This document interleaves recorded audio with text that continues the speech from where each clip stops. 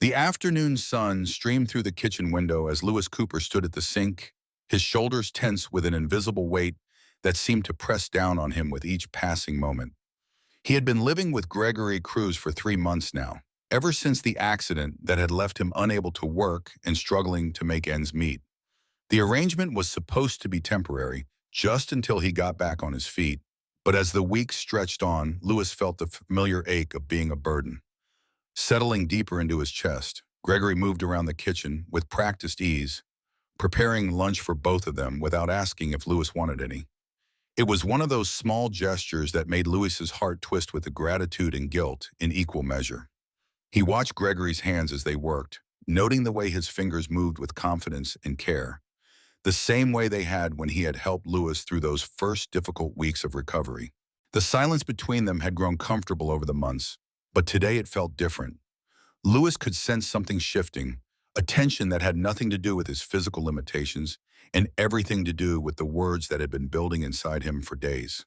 He had practiced this conversation in his head countless times, always ending with the same conclusion that he needed to leave, needed to stop being a weight around Gregory's neck.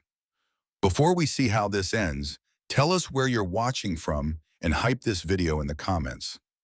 Lewis turned from the sink, his decision crystallizing in his mind like ice forming on a window. Gregory looked up from the cutting board, his dark eyes immediately focusing on Lewis's face with that intuitive awareness that had developed between them. It was as if Gregory could read the storm clouds gathering in Louis's expression before Lewis himself fully understood what he was feeling. "I've been thinking," Lewis began, his voice rougher than he intended. The words felt like stones in his throat, each one harder to push out than the last. "About the arrangement we have here, about how long this has been going on." Gregory set down his knife with deliberate care, giving Lewis his full attention in that way that always made Lewis feel simultaneously seen and exposed. There was something in Gregory's posture that suggested he had been expecting this conversation, had perhaps been dreading it as much as Lewis had been building toward it.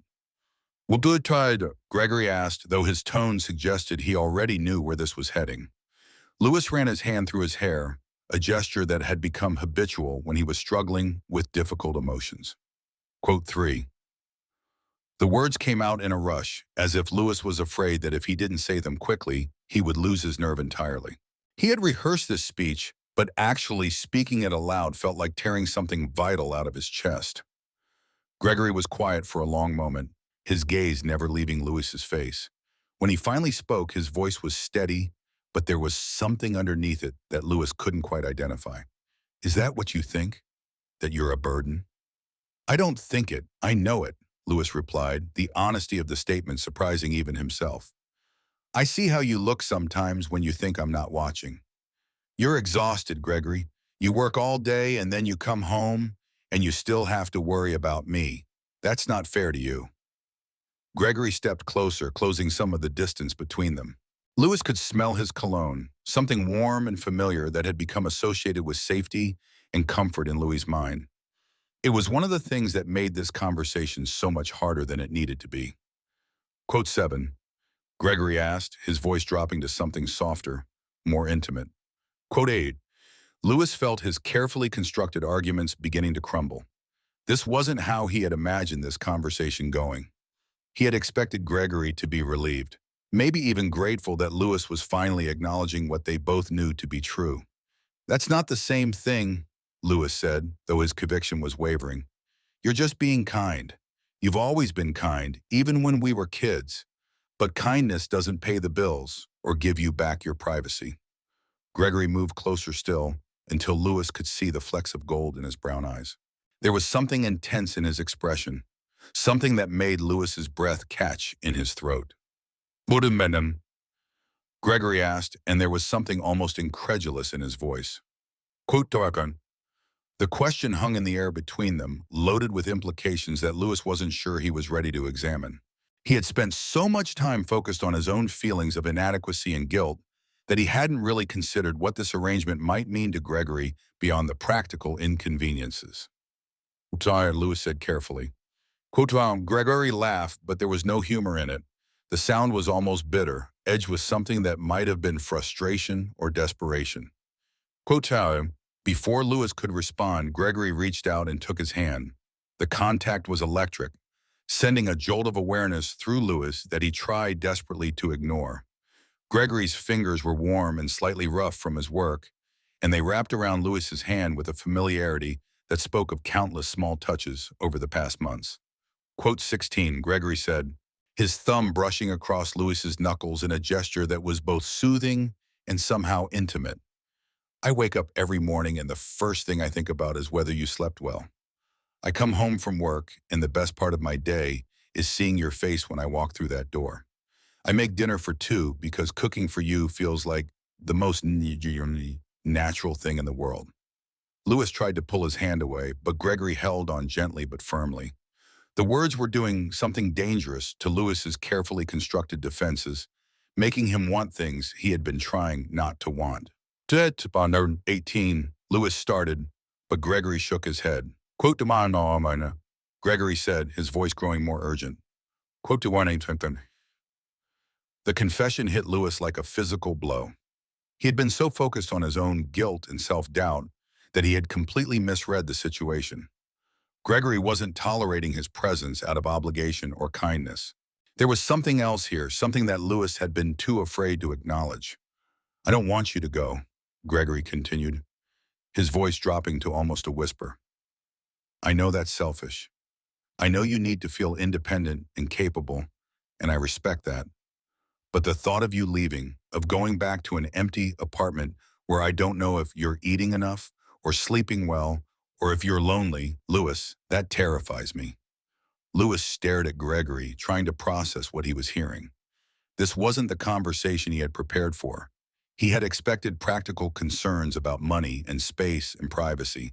He hadn't expected this raw honesty, this vulnerability that seemed to strip away all the careful boundaries they had maintained. Why didn't you tell me this before? Lewis asked, his voice barely audible. Gregory's smile was sad and self-deprecating. What, 24? Quote 20, and Lewis repeated, his heart beginning to race. Gregory's grip on his hand tightened slightly. Lewis, I've been in love with you since we were 17 years old, having you here, taking care of you, being part of your daily life. It's been the happiest I've ever been, even under these circumstances. So no, you're not a burden. You're the best thing that's ever happened to me. The words seemed to echo in the sudden silence of the kitchen. Lewis felt as if the world had tilted on its axis, rearranging everything he thought he knew about his relationship with Gregory, about the past 3 months, about the careful distance he had been trying to maintain.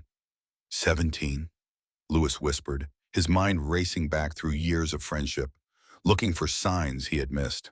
The summer before senior year, Gregory confirmed. Remember that camping trip we took with Aaron and Mark? You had that terrible sunburn and you were complaining about everything, but you still insisted on making s'mores for everyone because you said it wasn't really camping without them. I watched you fussing over that fire, determined to make everyone happy despite being miserable yourself, and I just knew. Lewis did remember that trip. He remembered Gregory being unusually quiet, remembered catching him staring sometimes with an expression Lewis hadn't been able to interpret. At the time, he had attributed it to Gregory being tired or distracted by something at home. Lewis said the magnitude of it beginning to sink in. 31. Gregory released his hand and stepped back, running his own hand through his hair in a gesture that mirrored Lewis's earlier movement. What was I supposed to say? You were dating Dorothy Ramirez senior year, and she was crazy about you. You seemed happy, and then college and other relationships and life. There never seemed to be a right time. And when I got hurt? Lewis asked, needing to understand the full picture. When you got hurt, all I could think about was making sure you were okay, Gregory said simply. Everything else seemed secondary to that. I told myself I was just being a good friend, that the other feelings didn't matter as long as you were healing and safe. Lewis sank into one of the kitchen chairs, his legs suddenly unsteady. The conversation had taken such an unexpected turn that he felt emotionally whiplashed. Everything he had thought he knew about the situation had been turned upside down. I came in here to tell you I was leaving, he said, looking up at Gregory with something approaching wonder. I was so convinced that I was ruining your life. Gregory moved to the chair beside him, close enough that their knees almost touched. And now? Louis considered the question seriously. The guilt was still there, but it was being rapidly overwhelmed by something else entirely. Relief, maybe, or possibility, or the dawning realization that the feelings he had been trying so hard to suppress might not be as one-sided as he had believed. Now I don't know what to think, Louis admitted. Gregory, these past 3 months, living here with you, it's been the most natural thing in the world. I kept telling myself it was just gratitude or friendship or being comfortable with someone I've known for so long. But if I'm being honest, he trailed off, suddenly afraid to voice what he was thinking. Gregory waited patiently, his dark eyes encouraging and warm. If I'm being honest, Louis continued, forcing himself to meet Gregory's gaze. Quote 42, Gregory's expression softened, and Louis saw something that looked like hope flickering in his eyes. I kept telling myself it was just because I was vulnerable and you were taking care of me, Louis went on. But that's not it, is it? It's because it feels right. It feels like home in a way that nowhere else ever has. Louis, Gregory said softly, and there was so much tenderness in the way he said the name that it made Louis's chest ache. Quote 46. Louis said, the words tumbling out before he could stop them. Quote 47. Gregory reached out and cupped Louis's face in his hands, his thumbs brushing across Louis's cheekbones in a gesture that was achingly gentle. Quote 48, he said. Quote 49. Louis leaned into the touch, his eyes fluttering closed for a moment as he allowed himself to really feel Gregory's hands on his skin. When he opened them again, Gregory was watching him with an expression so full of love and longing that it took Louis's breath away. Louis asked, his voice barely above a whisper. Quote 51, Gregory said, his voice firm with conviction. Quote eyes, Louis asked, needing to hear it one more time. Instead of answering with words, Gregory leaned forward and pressed his forehead against Louis's, their breath mingling in the small space between them. I have never been more sure of anything in my life, he said. Louis, you are not a burden. You're a gift. You're the answer to every prayer I was too afraid to pray. The last of Louis's defenses crumbled at those words. He surged forward, closing the distance between them and capturing Gregory's lips with his own. The kiss was soft at first, tentative, as if they were both afraid this might be a dream that could shatter at any moment. But then Gregory's hands tangled in Louis's hair, and Louis's arms came up to wrap around Gregory's neck, and the kiss deepened into something urgent and desperate and real. When they finally broke apart, both of them were breathing hard. Gregory rested his forehead against Louis's again, his eyes closed as if he was savoring the moment. Louis whispered. Gregory said, opening his eyes to look directly into Louis's. We're happening, finally. Louis laughed, and it was the first genuinely joyful sound he had made in months. So I'm staying. You're staying, Gregory confirmed. Not as my charity case or my burden or my obligation. You're staying as the person I love in the home we're building together. I love you too, Louis said, and saying it out loud felt like the most natural thing in the world. I love you so much, Gregory. I'm sorry it took me so long to figure it out. Gregory kissed him again, softer this time, but no less meaningful. We have all the time in the world to figure the rest of it out, he said against Louis's lips. But to understand how they had arrived at this moment, how two lifelong friends had found their way to love through crisis and vulnerability, it was necessary to go back to the beginning. 3 months earlier, Louis Cooper had been lying in a hospital bed, his body broken from a construction accident that had changed everything about his life in an instant. The accident itself had been almost absurdly simple. A moment of inattention, a piece of equipment that hadn't been properly secured, and Louis had found himself falling 2 stories onto concrete. The doctors had told him he was lucky to be alive, that the injuries could have been much worse. Broken ribs, a concussion, a shattered wrist, and damage to his back that would require months of physical therapy. Lucky, they said, but Louis hadn't felt lucky lying in that hospital bed, staring at medical bills he couldn't afford, and facing the reality that he wouldn't be able to work for the foreseeable future. Gregory had been the first person to visit him after the accident.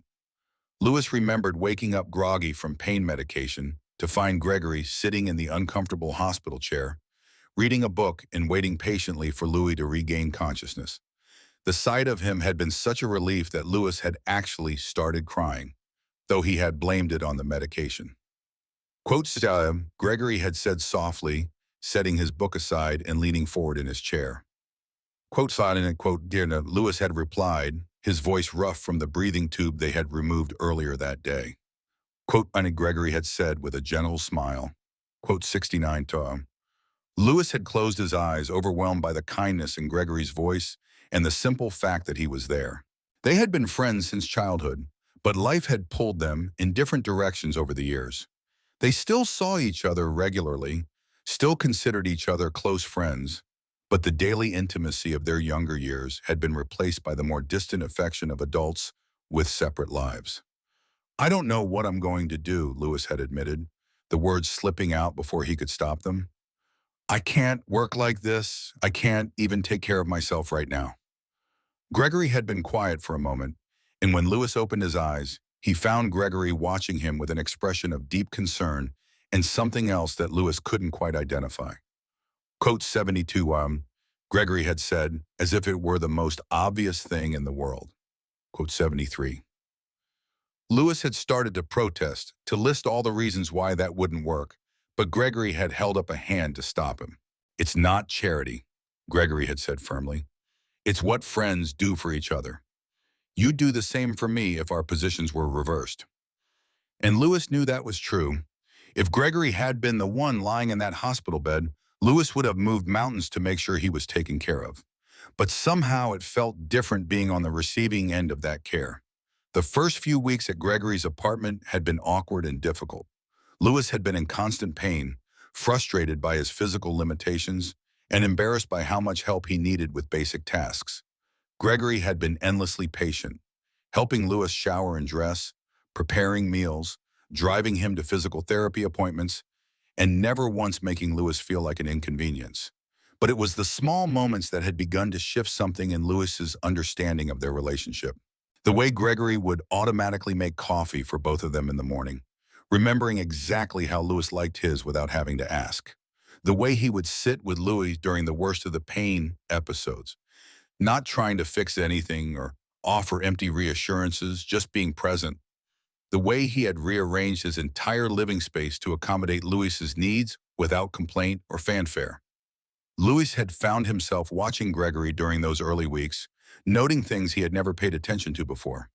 The way Gregory's hair fell across his forehead when he was concentrating, the gentle competence of his hands when he was helping Louis with something, the way his face lit up when Louis managed to accomplish some small milestone in his recovery. It had been during the second month that Louis had begun to recognize what he was feeling. He had been lying on the couch, supposedly napping, but actually watching Gregory read in the chair across the room.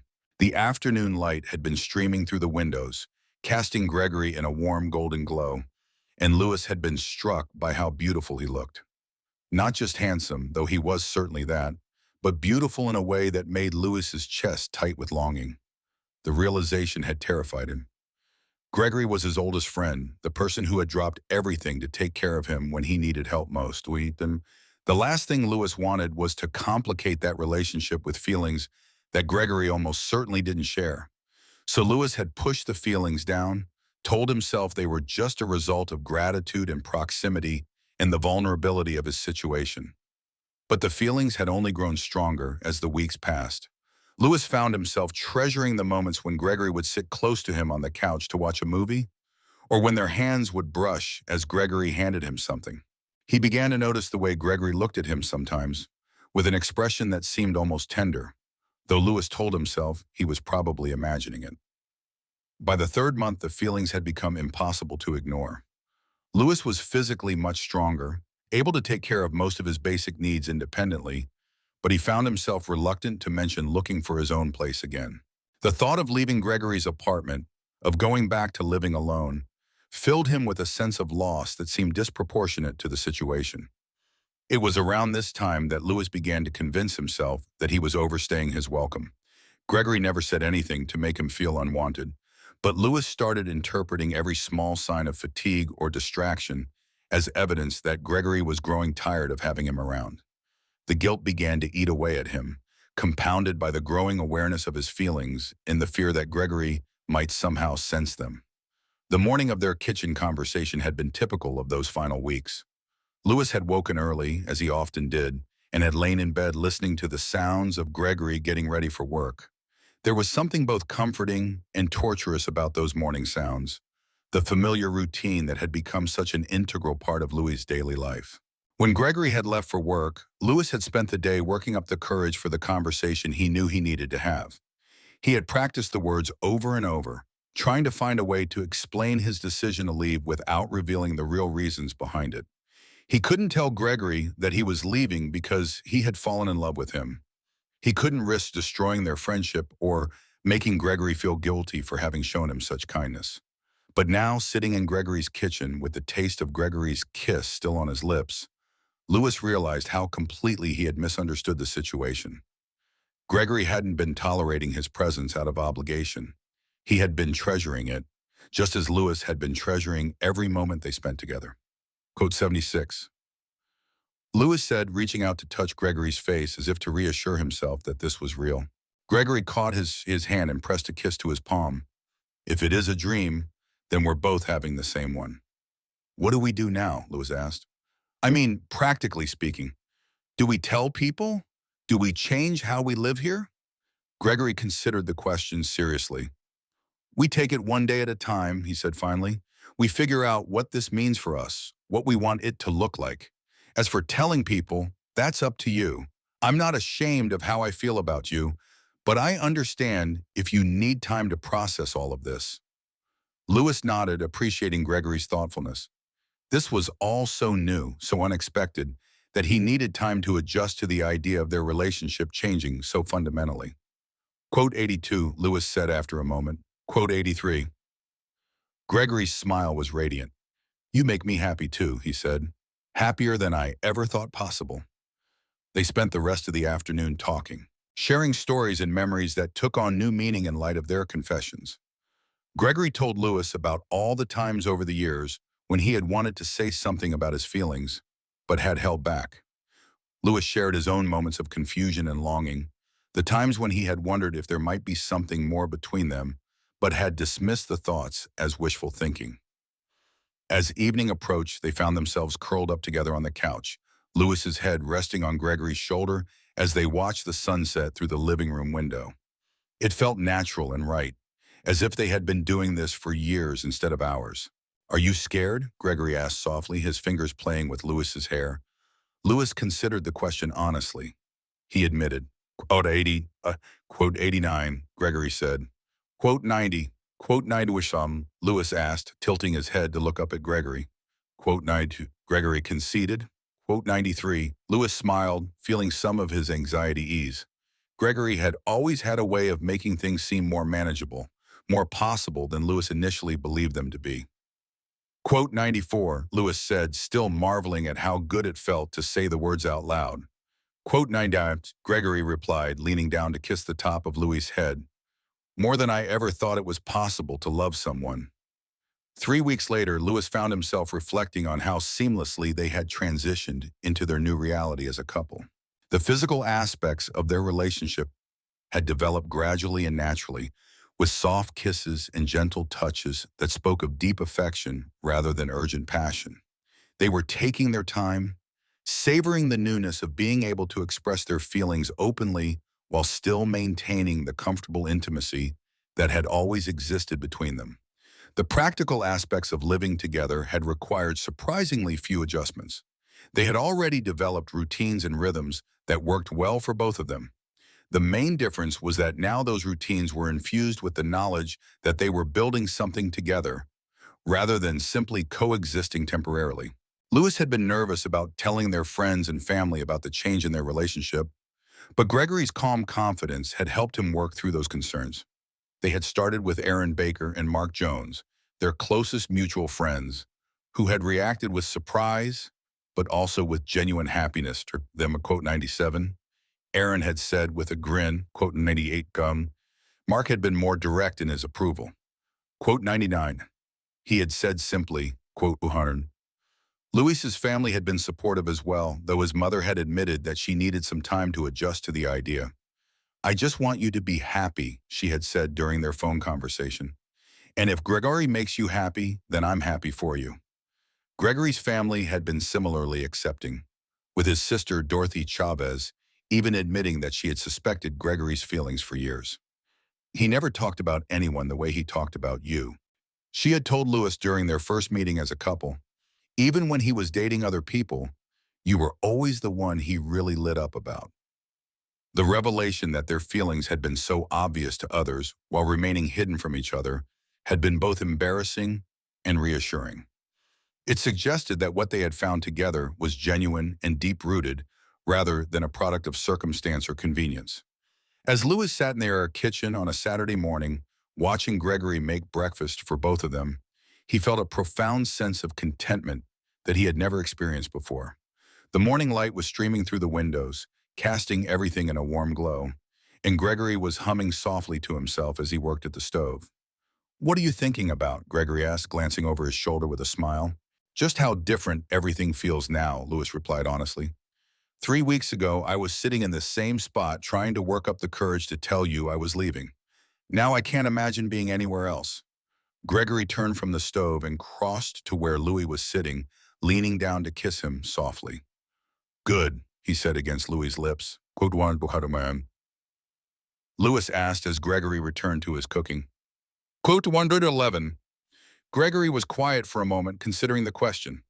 Quote 112, he said finally. Quote 113. Louis nodded, finding comfort in Gregory's certainty. He had come to trust Gregory's instincts about their relationship, partly because Gregory had been living with these feelings for so much longer, and partly because Gregory seemed to have an intuitive understanding of what they both needed. Quote one more of our number, Louis admitted. Quote woman. Gregory set down his spatula and turned to face Louis fully. Quote he said gently. When Louis met his eyes, Gregory continued. Quote one quote Louis said. Quote went into Gregory crossed to him again, this time sitting down in the chair next to Louis and taking his hands. Quote winning, he said. Quote one, Louis squeezed Gregory's hands, drawing strength from his calm assurance. You're right, he said. I'm sorry for being so anxious about it. Don't apologize, Gregory said firmly. Your feelings are valid, and it's natural to feel uncertain about such a big change. Just remember that you don't have to carry those worries alone anymore. We're a team now. The word team resonated with Louis in a way that surprised him. It captured something essential about their relationship that went beyond romance or friendship. They were partners in the truest sense, committed to supporting each other through whatever challenges life might bring. A team, Louis repeated, smiling. I like that. Good, Gregory said, leaning over to kiss him again, because we're going to be the best team anyone has ever seen. As they ate breakfast together, Louis found himself thinking about the future in a way he hadn't in months. The accident had forced him to focus on immediate concerns, on healing and recovery, and simply getting through each day. But now, sitting across from Gregory in their kitchen, he could envision a future that extended far beyond his physical rehabilitation. Quote 130. Gregory asked suddenly, as if he had been following Louis's thoughts. What do you mean? Louis replied, though he suspected he knew what Gregory was asking. I mean, what do you want our life to look like? Gregory clarified. Not just tomorrow or next week, but in the long term. What are your hopes and dreams for us? Louis considered the question seriously. It was one thing to acknowledge that they were together now, but it was another to think about what that meant for their future. I want to build something real with you, Louis said finally. I want us to be the kind of couple that other people look at and think, that's what love looks like. I want to support your dreams and have you support mine. I want to travel together and make memories together and grow old together. Gregory's expression softened as Louis spoke, and Louis could see the love and hope shining in his eyes. Quote 36, Gregory said. Quote words. Quote word, Louis said, his voice thick with emotion. Quote wording, Gregory agreed. On a quote 40, Louis looked around the kitchen, seeing it with new eyes. This was their home, the place where they had discovered their love for each other, where they were building their future together. It wasn't just Gregory's apartment that Louis happened to be staying in anymore. It was theirs. The afternoon sun was beginning to slant through the windows when Gregory suggested they take a walk. Louis's physical therapy had progressed to the point where he could handle longer periods of activity, and they had taken to exploring the neighborhood together on weekends. As they walked hand in hand down the tree-lined street, Lewis marveled at how natural it felt to be openly affectionate with Gregory in public. He had worried that he might feel self-conscious or awkward, but instead he felt proud and happy to be seen as Gregory's partner. They paused at a small park where they had often stopped during Louis's recovery walks, settling onto a bench that overlooked a pond where ducks paddled lazily in the afternoon warmth. It was one of those perfect moments that seemed to crystallize everything good about their relationship. "I have something I want to ask you," Gregory said, his tone suddenly more serious. Louis turned to look at him, noting the slight nervousness in Gregory's expression. Quote 142, Gregory took a deep breath as if steeling himself for something important. Quote 43, Louis's heart began to race, though he wasn't sure what he was anticipating. Quote Fierburn, Gregory continued. Quote Fert, quote for us, Louis said softly, sensing that something significant was coming. Quote Oops, Gregory said, his voice gaining strength as he spoke. Quote Fortibum, Louis felt his breath catch in his throat. This was more than he had dared to hope for, even in his most optimistic moments. Quote Warnesaw, Louis asked, wanting to be sure he understood what Gregory was offering. Quote 151, Gregory replied. Quote 151. Louis looked into Gregory's eyes and saw nothing but love and sincerity and hope. This was what he wanted, what he had been afraid to even dream about just a few weeks ago. Yes, he said simply. Yes, I want that. I want all of that. Gregory's smile was brilliant, transforming his entire face with joy. He pulled Louis into his arms, holding him close as if he never wanted to let him go. Quote 154. Gregory whispered against Louis's ear, I can't wait to see what we build together. I love you too, Louis replied, his voice muffled against Gregory's shoulder. Quote 157. Quote Warden, Gregory said, pulling back to look at Louis's face. The timing was perfect, even if it didn't feel like it at the time. As they sat together on the park bench, holding each other and watching the ducks glide across the water, Louis felt a sense of completion that he had never experienced before. The accident that had seemed like such a catastrophe had ultimately led him to the greatest happiness of his life. Do you think we would have figured this out without the accident? Louis asked, echoing his earlier question, but with a different tone now. Gregory considered it thoughtfully. Maybe not as quickly, he said, but I think we would have found our way to each other eventually. What we have is too strong to have stayed buried forever. I'm glad it happened the way it did, Louis said, surprising himself with the statement. I mean, I wouldn't choose to get hurt again, but I'm glad it brought us together like this. Even though you thought you were being a burden for months? Gregory asked with a gentle smile. Louis laughed, remembering his earlier anxieties with a mixture of embarrassment and fondness. Especially because of that, he said, it forced us to really see each other, to take care of each other in ways we might never have otherwise. It showed us what we could be together. Gregory nodded, understanding what Louis meant. It stripped away all the pretenses and the careful boundaries we had maintained, he agreed. It made us vulnerable with each other in a way that let the real feelings show through. As the afternoon wore on, they talked about practical matters like updating the lease and combining their belongings, but also about deeper questions like what kind of life they wanted to build together and what their relationship meant to them. I keep thinking about what you said that first day, Louis said as they walked home, about how you used to come home to an empty apartment and eat dinner alone. I never want you to feel that kind of loneliness again. You don't have to worry about that, Gregory replied, squeezing Louis's hand. So well as he, quote, wonders Louis promised. Quote, bosom, quote, Itzikun, Gregory said, bringing Louis's hand to his lips to press a soft kiss to his knuckles. Because I plan to love you for the rest of my life. The words sent a thrill of joy and security through Louis that settled deep in his chest. This was what he had been searching for his entire adult life without even realizing it. This sense of belonging completely to someone who belonged completely to him in return. When they arrived home, they spent the evening making plans and sharing dreams, talking late into the night about everything they wanted to do together. They discussed travel destinations and career goals, family traditions they wanted to start, and memories they wanted to create. I want to learn to cook your grandmother's recipes, Louis said at one point, remembering how Gregory had mentioned his grandmother's influence on his cooking. Quote Vadano, Gregory replied with a soft smile. Quote on. Lewis said, touched by the idea that Gregory's grandmother would have approved of their relationship. In a way, you have, Gregory said. Every time I cook for you, I'm using the techniques and recipes she taught me. She's part of what I give to you every day. The conversation continued until they were both too tired to keep their eyes open. But neither wanted to break the spell of intimacy and connection they had woven around themselves. Eventually, Gregory suggested they go to bed, and for the first time since Lewis had been staying there, the suggestion carried a different weight. Together, Louis asked, his heart racing at the implications. Only if you want to, Gregory said gently. We can take things as slowly as you need. Lewis considered the offer seriously. They had been physically affectionate throughout the day, but sharing a bed felt like another significant step in their relationship. At the same time, the idea of sleeping alone in the guest room after everything they had shared felt wrong. I want to, Lewis said finally. I want to fall asleep next to you and wake up next to you. I want to start building all those memories we talked about. Gregory's smile was tender and full of love. Quote 189, he said simply. As they settled into Gregory's bed together, Lewis felt a moment of nervousness that quickly gave way to a profound sense of rightness.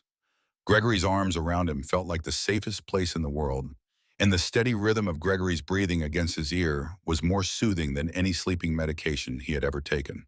This feels like coming home, Lewis whispered into the darkness. It is coming home, Gregory replied softly, for both of us. Lewis drifted off to sleep, feeling more content and secure than he had in years, wrapped in the arms of the person he loved most in the world. When he woke the next morning to find Gregory still holding him, sunlight streaming through the windows, and the promise of a new day ahead of them, he knew with absolute certainty that this was where he belonged. The months that followed were a period of steady growth and deepening connection for both of them. Lewis's physical recovery continued to progress, and he was eventually cleared to return to work, though he chose to transition into a less physically demanding role that would allow him to maintain the life he and Gregory were building together. They settled into routines that felt natural and comfortable, finding joy in the simple domestic pleasures of shared meals and quiet evenings together. They also made new memories through weekend trips and adventures, exploring parts of themselves and their relationship that had been waiting to be discovered. Lewis's fears about their relationship being too good to be true gradually faded as he came to understand that what they had built together was solid and enduring. Gregory's patient love and unwavering commitment had given him the security he needed to fully open his heart and trust in their future together. But 193, Gregory asked one evening as they sat together on their couch, reading and enjoying each other's quiet company. How could I forget? Lewis replied, looking up from his book. It was the day that changed everything for us. What do you think would have happened if you had actually gone through with it? Gregory wondered. If you had moved out before we had that conversation? Lewis considered the question seriously. I think we would have been miserable, he said finally. I think I would have spent every day regretting leaving, and you would have spent every day missing me. Eventually, one of us would have found the courage to say something. I like to think so too, Gregory agreed. But I'm glad we didn't have to find out. I'm glad you stayed. I'm glad you told me to stay, Lewis replied. I'm glad you were brave enough to tell me how you really felt. Gregory set aside his own book and moved closer to Lewis on the couch, pulling him into his arms in the way that had become second nature to both of them. I almost didn't, Gregory admitted. I was so afraid of ruining what we had, even if what we had was just friendship. But when you started talking about leaving, I realized that losing you completely was a much worse prospect than risking our friendship for the chance at something more. I'm so glad you took that risk, Lewis said, snuggling deeper into Gregory's embrace. Book 207. Quote to Gregory said, pressing a kiss to the top of Lewis's head. Because this is forever, Lewis. What we have, what we've built together, it's not going anywhere. Lewis tilted his head up to look at Gregory, seeing the love and commitment shining in his eyes. Forever sounds perfect, he said. It does, doesn't it? Gregory agreed, leaning down to capture Lewis's lips in a soft, sweet kiss that tasted of promises and possibilities. As they sat together in the golden light of their living room, surrounded by the life they had created together, Lewis reflected on the journey that had brought them to this moment. The accident that had initially seemed like such a devastating setback had ultimately been the catalyst for the greatest joy of his life. He thought about that morning in the kitchen when he had been so convinced that he was a burden, so determined to remove himself from Gregory's life out of misguided selflessness. The irony wasn't lost on him that in trying to give Gregory what he thought he needed, Lewis had almost taken away the thing Gregory wanted most. Watch Tube 12. Lewis said suddenly, the thought occurring to him with startling clarity. Quote, trium, Gregory asked, though his smile suggested he knew what Lewis meant. Quote, Lewis explained. Quote, Tamament. Gregory's expression grew thoughtful and tender. I love our story too, he said. I love that we were friends first, that we built something real and solid before we ever thought about romance. I love that we know each other so completely, that we've seen each other at our worst and our best, and we still choose each other every day. I love that you never gave up on us, Lewis added, even when I was too scared or too stubborn to see what was right in front of me. I love that you were brave enough to let me in when it mattered most, Gregory replied. And I love that we're still at the beginning of our story, that we have so much more to discover together. Lewis felt his heart swell with emotion at Gregory's words. They were still at the beginning, still learning new things about each other and about themselves as a couple. The future stretched ahead of them, full of possibilities and adventures they would share together. Lewis asked, allowing himself to imagine their life far into the future. Gregory was quiet for a moment, considering the question with the same seriousness he brought to all their conversations about their relationship. Quote 223, he said finally. Quote Torfsong. Quote Twihan, Lewis said, his voice soft with contentment. Quote Twiston, Gregory agreed. Quote Tizotin, Lewis nodded, understanding what Gregory meant. Their future wasn't something that would happen to them. It was something they were actively creating together through their daily commitment to each other and to their relationship. As the evening wore on, they talked about their immediate plans and their long-term dreams, weaving together a vision of their life that felt both realistic and magical. They discussed the possibility of buying a house together eventually, maybe somewhere with a garden where Gregory could grow herbs for his cooking. They talked about traveling to places they had always wanted to see, about the books they wanted to read together, and the experiences they wanted to share. I want to meet all your favorite people, Lewis said at one point. The ones you haven't introduced me to yet. The ones who knew you before I really knew you. I want that too, Gregory replied. I want them to see how happy you make me, how complete I feel when I'm with you. Do you think they'll be surprised? Lewis asked. About us, I mean. Gregory laughed softly. I think some of them will be surprised it took us this long to figure it out, he said. My coworker Helen Bennett has been asking me about you for years. Every time I mentioned something you had done or said, she would get this knowing look and ask when I was going to ask you out. Really? Lewis asked, delighted by this revelation. Really, Gregory confirmed. She said she could tell from the way I talked about you that you were more than just a friend to me, even when I didn't realize it myself. Lewis found comfort in the idea that their love had been visible to others even when it had been hidden from themselves. It suggested that what they had found together was genuine and deep-rooted rather than a product of circumstance or convenience. I wonder how many people could see it, Lewis mused. How many people were waiting for us to wake up and notice what was right in front of us? Does it matter? Gregory asked gently. We found each other when we were ready to find each other. That's what counts. Lewis nodded, recognizing the wisdom in Gregory's words. The timing of their realization had been perfect for them, regardless of what others might have seen or suspected. As they prepared for bed that night, Lewis found himself thinking about the conversation they had shared in the kitchen all those months ago. The memory of his fear and Gregory's patient love still had the power to move him deeply. He thought about how close they had come to missing each other, how easily their story could have gone in a completely different direction. Gregory, he said as they settled into bed together, thank you for not letting me leave that day. Thank you for being brave enough to tell me the truth. Gregory turned to face him in the darkness, reaching out to cup Lewis's face in his hands. Quote it, he replied. Quote it first. Lewis said, the words carrying all the weight of his gratitude and joy and commitment. Quote Chomp, Gregory replied, quote 249. As they drifted off to sleep in each other's arms, Lewis felt a profound sense of peace and completion. This was his life now, this beautiful reality he had almost walked away from out of fear and misunderstanding. He was exactly where he belonged, with exactly the person he was meant to be with. The next morning brought the familiar comfort of their shared routines, but with an added layer of appreciation for how precious and fragile their happiness had proven to be. Lewis watched Gregory move around their kitchen, preparing breakfast for both of them, as he had done countless times before. But now Lewis saw it through the lens of how easily they could have lost this. "What are you thinking about?" Gregory asked, noticing Lewis's contemplative mood. "Quote 251. Lewis replied honestly. Quote 250. Gregory paused in his cooking to come over and kiss Lewis softly. Quote, he said against Lewis's lips. "We chose each other every day in 1,000 small ways. That's not luck. That's love." Louis smiled, feeling his heart lighten at Gregory's words. Gregory was right, of course. What they had built together wasn't the product of chance or circumstance, but of conscious choices and deliberate commitment. "You're right," Lewis said. "We did choose each other, and I choose you again today, and I'll choose you again tomorrow, and every day after that."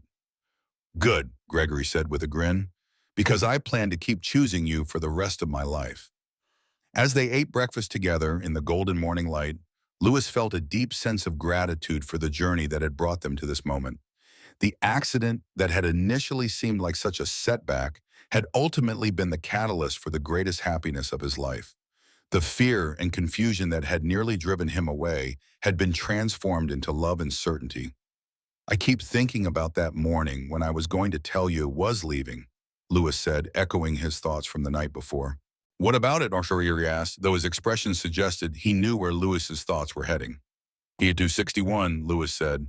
Quote, Gregory set down his coffee cup and reached across the table to take Lewis's hand. "But I did stop you," he said firmly, "and you did stay, and we did find our way to each other. That's our reality, Lewis. That's our story." "I know," Lewis said, squeezing Gregory's hand. "Ahatanas quote Gregory assured him. Quotatanum, Lewis nodded, finding comfort in Gregory's steady confidence. Gregory had always been the more grounded of the two of them, the one who could see clearly through emotional turbulence to the truth underneath. "You're right," Lewis said. "I love you, Gregory. I love our life together. I love who we are when we're together." "I love you too," Gregory replied. "And I love who we're becoming together. We're just getting started, Lewis. The best is yet to come." As they finished their breakfast and prepared to start their day, Lewis felt a profound sense of excitement about their future. They had found something precious and rare in each other, something worth protecting and nurturing and celebrating every single day. The morning sun streamed through their kitchen window, casting everything in a warm golden light that seemed to promise endless possibilities. Lewis looked at Gregory, at the man who had saved him from his own fears and doubts, who had loved him patiently and completely until he was ready to love himself and their relationship with the same wholehearted commitment. 6 months later, as Lewis stood in that same kitchen preparing dinner while Gregory worked late at the office, he reflected on how seamlessly their life together had evolved. The guest room had been converted into Gregory's home office, and Lewis's belongings were no longer carefully segregated, but fully integrated into their shared space. The apartment truly felt like home to both of them now, filled with the accumulated memories and small traditions they had created together. Lewis's physical recovery was complete, and he had successfully transitioned to his new job, which offered better work-life balance and allowed him to be present for the relationship he and Gregory were building. The financial stress that had once seemed so overwhelming had been resolved through their partnership, and Lewis no longer felt the weight of being dependent on Gregory's generosity. More importantly, the emotional wounds from the accident and its aftermath had healed as well. Louis no longer woke up feeling like a burden or an imposition.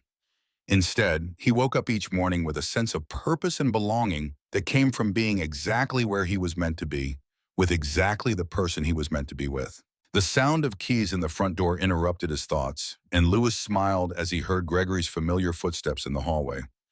This was one of his favorite moments of each day, the transition from their separate work lives back to their shared home life. Quote 273. Gregory called out as he entered the kitchen, his face lighting up at the sight of Lewis standing at the stove.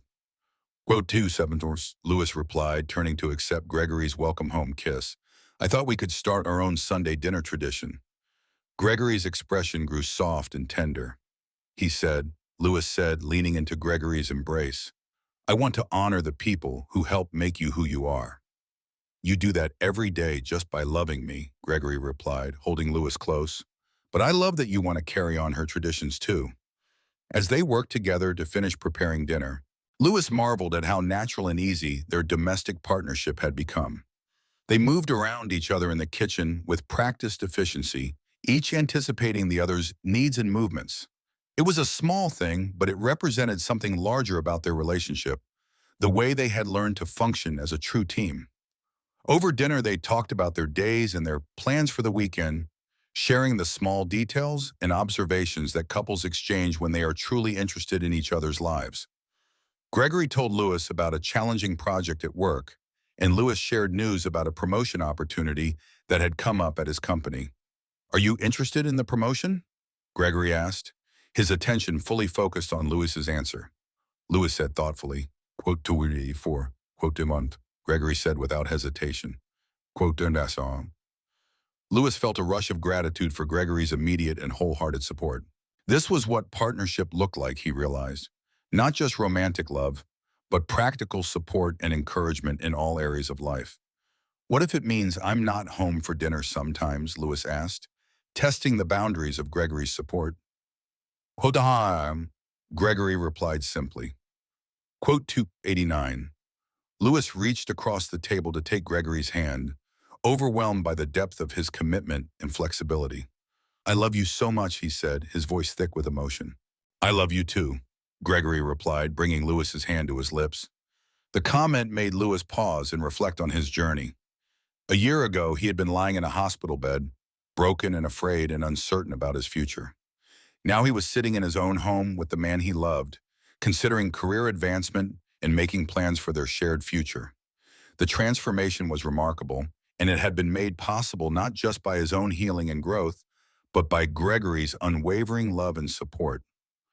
We've both come so far, Lewis said. A year ago, you were coming home to an empty apartment and eating dinner alone. Now look at us. Gregory smiled, his eyes crinkling at the corners in the way that always made Lewis's heart skip a beat. Quote 295, he said simply.